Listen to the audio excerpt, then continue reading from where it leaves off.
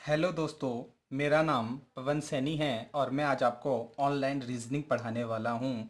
देखिए, रीजनिंग की अगर अपन बात करें तो रीजनिंग को हिंदी में कहते हैं भी तर्क शक्ति। हिंदी में कहते हैं तर्क शक्ति, या बहुत सी किताबों में तर्क क्षमता मिलता है आपको देखने में। तो दोनों का मतलब एक ही होता है। तर्क क्षमता का मतलब होता है सोचने समझने की क्षमता, आप में निर्णय लेने की कितनी अच्छी और जल्दी क्षमता है, उसी को कहते हैं भाई रीजनिंग।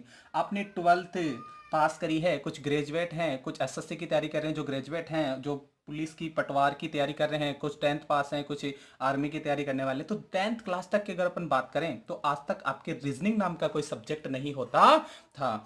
देखिए, रीजनिंग नाम का सब्जेक्ट जो बना है बहुत से सब्जेक्टों से मिलकर बना है। उसमें मैथ्स भी आ जाती है, आपकी इंग्लिश भी आ जाती है, साइंस भी आ जाती है और आपकी जनरल स्टडी भी आ जाती है। तो इन सबसे मिलकर एक रीजनिंग नाम का सब्जेक्ट बना है जिसका अर्थ होता है तर्क शक्ति। देखिए, रीजनिंग की अगर अपन बात करें तो रीजनिंग दो प्रकार की होती है। कितने प्रकार की? दो प्रकार की। पहली होती है वर्बल रीजनिंग, दूसरी होती है नॉन वर्बल रीजनिंग। पहली होती है वर्बल रीजनिंग, दूसरी होती है नॉन वर्बल रीजनिंग।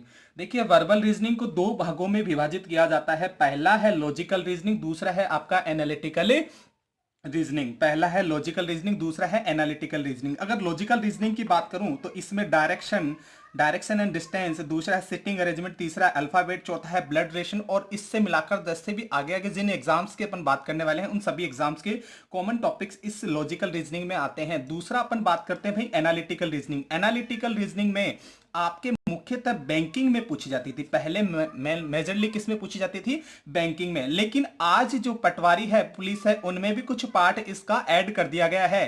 तो देखिए, इसमें क्या आता है? सिलोजिज्म आता है। सिलोजिज्म जिसे अपन बोलते हैं न्याय निगमन। दूसरा आता है कथन व कारण, कथन व कारण। तीसरा आता है कथन व पूर्वधारणा। चौथा आता है आपका कथन व पूर्वधारणा। तो ये मिलाकर इसमें कुछ टॉपिक्स और भी हैं जिनका मैंने पूरा मेंशन नहीं किया है, मैंने कुछ एक टॉपिक का आपको मेंशन किया है। दूसरा अपन बात करते हैं भाई नॉन वर्बल रीजनिंग। दूसरा अपन बात करते हैं भाई नॉन वर्बल रीजनिंग। देखिए, नॉन वर्बल रीजनिंग की अगर अपन बात करें तो इसमें श्रृंखला, जिसे अपन सीरीज कहते हैं, आकृतियों के रिलेटेड कुछ सीरीज पूछी जाती है जो मेजरली एसएससी के एग्जाम या एसएससी बेस्ड जो एग्जाम्स होती है उनमें मेजरली ये पूछा जाता है। दूसरा आता है आपका वर्गीकरण, क्लासिफिकेशन। आकृतियों का क्लासिफिकेशन से रिलेटेड भी क्वेश्चन पूछा जाता है। मेजरली अगर इस टॉपिक की बात करें नॉन वर्बल रीजनिंग की, तो इसमें आकृति निर्माण, आकृति घूर्णन, छुपी हुई आकृति को पहचान करना, आकृतियों से रिलेटेड मेजरली क्वेश्चन पूछे जाते हैं। किसमें पूछे जाते हैं? नॉन वर्बल रीजनिंग में। आज अपन वर्बल रीजनिंग का एक छोटा सा टॉपिक है जिसका नाम है डायरेक्शन एंड डिस्टेंस टेस्ट, उस टॉपिक की अपन बात करने। हाँ, तो आज अपन बात करने वाले हैं रीजनिंग के जिस टॉपिक की बात करने वाले हैं जिसका नाम है दिशा दूरी परीक्षण। दिशा दूरी परीक्षण। देखिए, दिशाओं की अगर अपन बात करें तो दिशाएं मूल रूप से चार प्रकार की होती हैं। कितने प्रकार की? चार प्रकार की। कौन कौन सी? उत्तर, दक्षिण, पूरब, पश्चिम। उत्तर, दक्षिण, पूरब, पश्चिम। दिशाएं मूल रूप से चार प्रकार की होती हैं, लेकिन इनकी चार सब डायरेक्शन मतलब उप दिशाएं होती हैं जो इन चारों मूल दिशाओं से बनकर ही चार उप दिशाओं का निर्माण होता है। लेकिन अगर अपने जीके की बात करें तो दिशाएं 10 प्रकार की होती हैं। किसके अकॉर्डिंग भाई? GK according. अब अपन बात करने वाले हैं कि चार मूल दिशाएं कौन कौन सी होती है और Power एक off. डायग्राम की तरीके से अपन किस प्रकार इनको अपन ड्रॉ कर सकते हैं। देखिए, दिशाओं की अगर बात करें तो सर्वप्रथम इस दिशा ऊपर की साइड में अपन उत्तर दिशा को ड्रॉ करते हैं और उत्तर के विपरीत अपन दक्षिण दिशा को ड्रॉ करते हैं। दक्षिण दिशा को ड्रॉ करते हैं, दक्षिण दिशा को। और यहाँ पे अपन पूरब को ड्रॉ करते हैं और इस दिशा को लिखते हैं भाई पश्चिम दिशा। अब अक्सर बच्चे जब भी दिशाओं की गिनती करते हैं तो उत्तर, दक्षिण, पूरब, पश्चिम उल्टा काउंट करते हैं, लेकिन एक्चुअल में दोनों एक दूसरे के विपरीत होती हैं। तो इन दोनों दिशाओं को याद करने का एक छोटी सी ट्रिक दे रहा हूं, उसका नाम है पप्पू। उसका नाम है पप्पू। तो पप्पू से याद रहेगा, पहले आ जाएगी पश्चिम और बाद में क्या आ जाएगी भाई? पूरब। पहले आ जाएगी पश्चिम, बाद में क्या आ जाएगी आपकी? पूरब। तो अब किसी प्रकार का आपके कंफ्यूजन नहीं रहेगा। अब किसी भी प्रकार का आपके कंफ्यूजन नहीं रहेगा। अब अपन थोड़ी सी आगे और बात करते हैं। दो दिशाओं से मिलकर एक उप दिशा का निर्माण होता है। जैसे कि मैंने बोला, दो देशों का बॉर्डर हो गया। एग्जाम्पल के लिए अपने पड़ोसी देश जिससे जिसी की बात कर लेते हैं तो पहला हो गया भारत, और भारत के नियरेस्ट जो देश है वो है आपका पाकिस्तान। भारत और पाकिस्तान के मध्य जो सीमा रेखा बनती है उसे अपन क्या बोलते हैं? भारत पाकिस्तान की सीमा। भारत पाकिस्तान की सीमा। उसी प्रकार दो दिशाओं से मिलकर एक उप दिशा का निर्माण होता है, वो दोनों दिशाओं का मिला जुला रूप होता है, उस दिशा को अपन कहते हैं उत्तर पूरब। उत्तर पूरब, जैसे उत्तर और पूरब से मिलकर दो दिशाओं का निर्माण हुआ, उसे क्या कहा भाई? उत्तर पूरब। उसी प्रकार दक्षिण और पूरब से मिलकर कहेंगे दक्षिण पूरब। उसी प्रकार दक्षिण पश्चिम से मिलकर बनी दिशाओं को दक्षिण पश्चिम दिशा कहेंगे, दक्षिण पश्चिम दिशा। उसी प्रकार उत्तर और पश्चिम से मिलकर बनी दिशा को उत्तर पश्चिम दिशा कहेंगे। तो आपने देखा कि यदि कोई व्यक्ति पश्चिम दिशा की ओर जा रहा है तो उसका फेस इस प्रकार से होगा, क्योंकि यहां से वो चलना प्रारंभ करेगा तो ऊपर की ओर उसका दायां हाथ होगा, नीचे की ओर उसका बायां हाथ होगा। तो यहां से दाएं बाएं का कंसेप्ट क्लियर हो गया। तो चलिए अब अपन बात करते हैं क्वेश्चंस की। तो देखिए क्वेश्चन पहला इस प्रकार से है। तो पहले प्रकार के क्वेश्चन की बात करते हैं। तो एग्जामिनर इसमें अनेक प्रकार के क्वेश्चन बनता है, तो अपन पहले प्रकार के क्वेश्चन की बात करते हैं। तो पहला जो क्वेश्चन बनता है पहले प्रकार का, उसे कहते हैं फेसिंग पे आधारित। फेसिंग पर आधारित प्रश्न। देखिए फेसिंग पे आधारित क्वेश्चन में आपका एग्जामिनर आपको डायरेक्शन के लिए मेंशन करेगा और अंत में पूछेगा कि इस व्यक्ति का मुंह किस दिशा की ओर है। तो देखिए मैंने एक पहला क्वेश्चन लिया है, ए अपने घर से ए अपने घर से तो देखिए क्वेश्चन इस प्रकार से है, ए अपने घर से पूरब दिशा की ओर चलना प्रारंभ करता है, दाएं मुड़कर पुनः बाएं, बाएं पुनः दाएं, फिर अंत में एक बार दाएं मुड़कर रुक जाता है। तो बताइए ए का मुंह अब किस दिशा में है? फेसिंग पे आधारित क्वेश्चंस की अगर अपन बात करें तो इस प्रकार के क्वेश्चन आपके एग्जाम में पूछे जाते हैं। देखिए इसका मैं आपको बेसिक भी समझाऊंगा और आपको ट्रिक भी समझाऊंगा, तो दोनों पे फोकस बनाए रखें और वीडियो को अंत तक देखना ना भूलें। तो देखिए अपन बात करते हैं बेसिक से इस प्रकार के क्वेश्चन को कैसे सोल्व करते हैं। सबसे पहले आपको इन चारों दिशाओं का मेंशन होना चाहिए। तो ऊपर की ओर उत्तर, उत्तर के विपरीत दक्षिण, पूरब और पश्चिम, पूरब और पश्चिम। तो सर्वप्रथम एक किस दिशा की ओर चलना प्रारंभ किया? तो देखिए जब भी आप किसी व्यक्ति को बेसिक से चलाओ तो मेन पॉइंट पे फोकस करना। जो देखिए आपको प्लस का एक आइकन बना हुआ दिखाई दे रहा है, तो इसमें मध्यम पॉइंट मतलब सेंटर बिंदु से आपको चलना प्रारंभ करना है।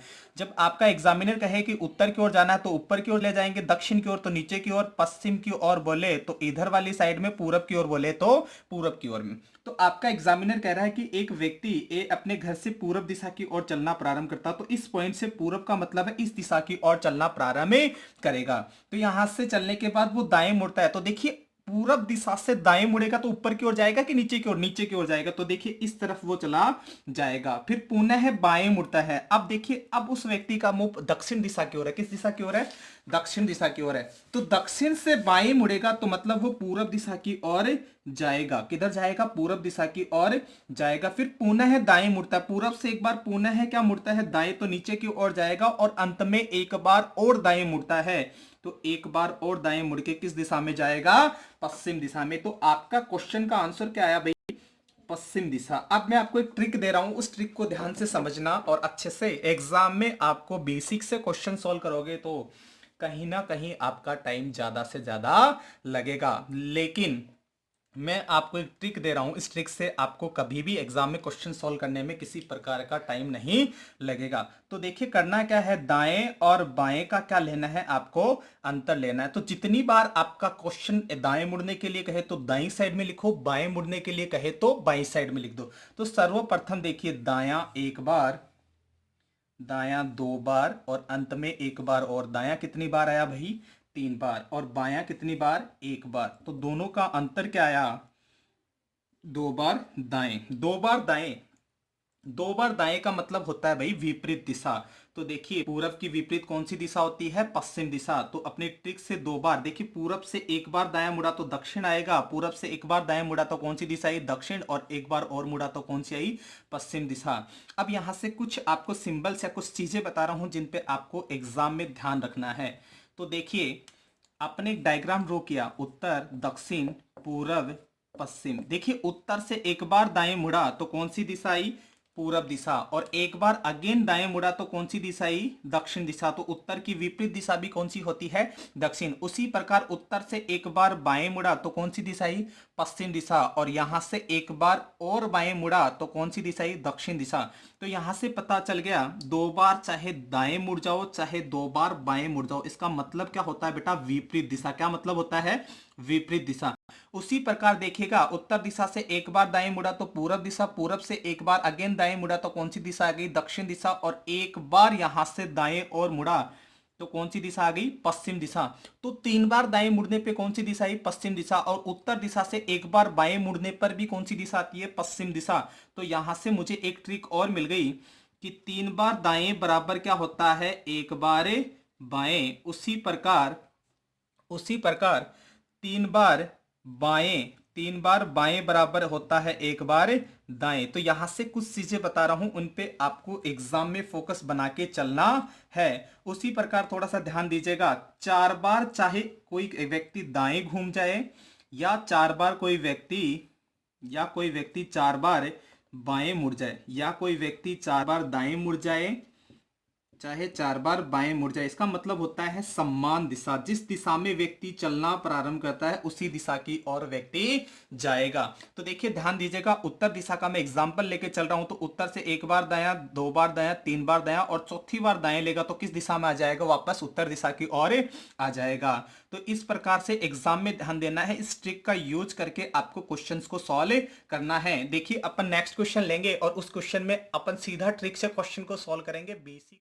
चलिए अपन आगे बात करते हैं। चार बार अपने ट्रिक को बेसिकली एक शॉर्ट रूप में मैंने यहाँ पे आपको नोट डाउन कर दिया। जैसे कि मान लीजिएगा एक व्यक्ति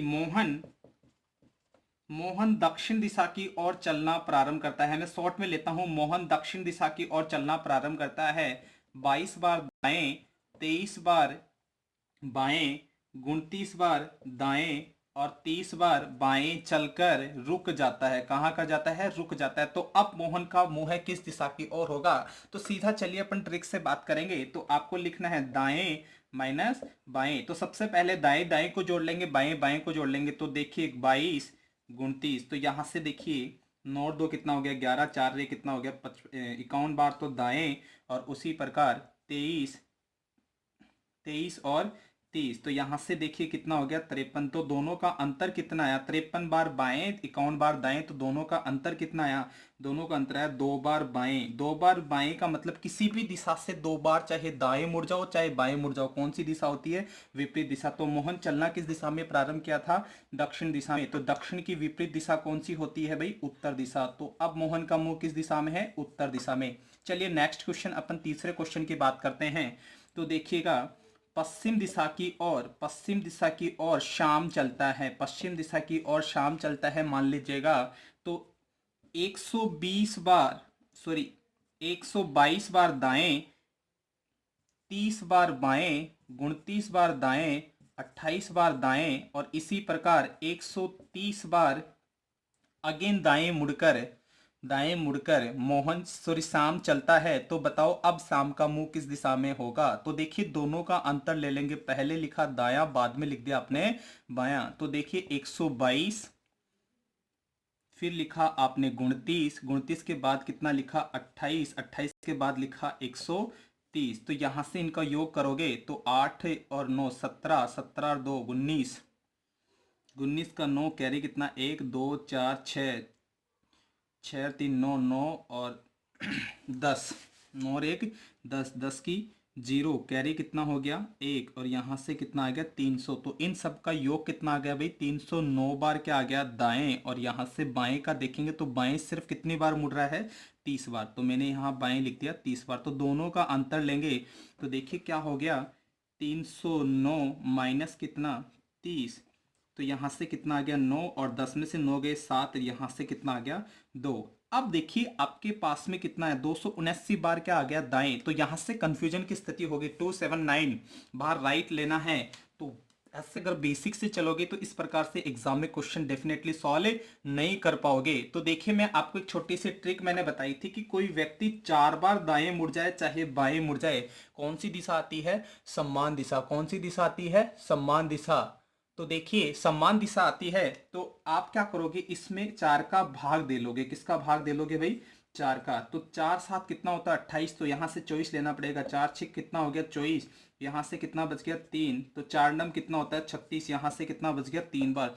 3 बार किधर बच गया भाई? दाएं। 3 बार क्या बच गया?